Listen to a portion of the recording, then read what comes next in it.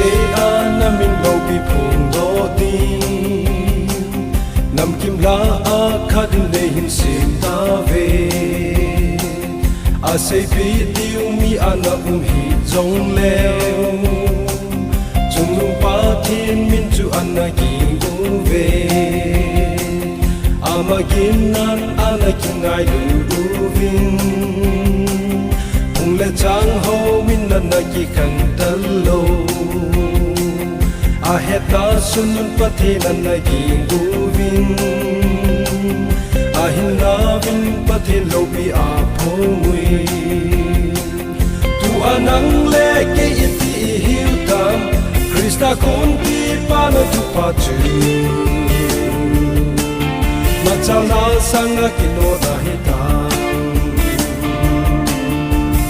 hoi lam ba hi ta hoi lam ba hi ta me se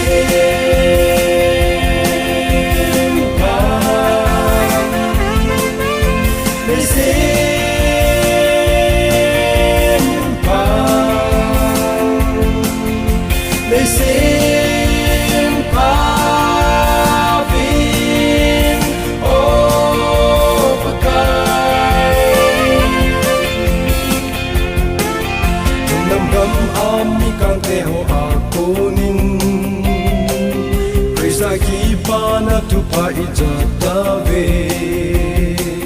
Krista ki pana tu pa nahi tu ve nang manapa kai na pathe ngai lung lang nahi nga kom nang ma bangin ngai lu in ipiting na phung le chang ho le bi a Krista min na ikibung kanu hita Iva uvin alopi apona em tu anang leke iti hiuta Krista kon ki pana tu pachu machala sanga kino na hita hoi lamba hita hoi lamba hita They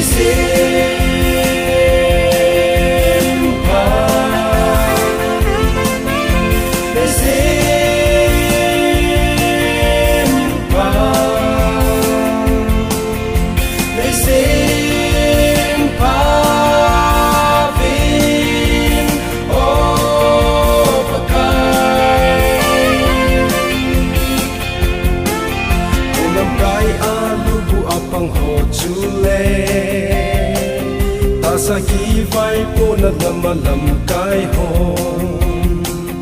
Kipum kat na sodo zongong talo Mi pilung zong kipum kanan lo dimda Lengam kat ama akido ting chule Alengam chu iti din zongong ting ham Zamola ki kan savachate hobon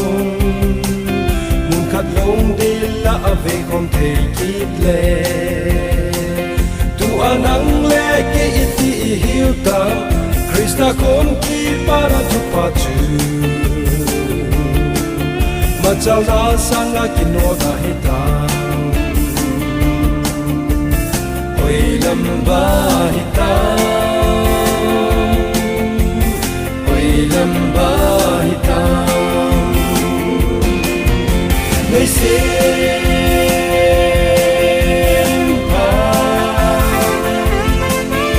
may simpa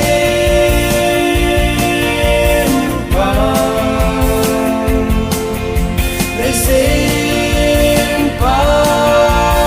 vin oh pakai may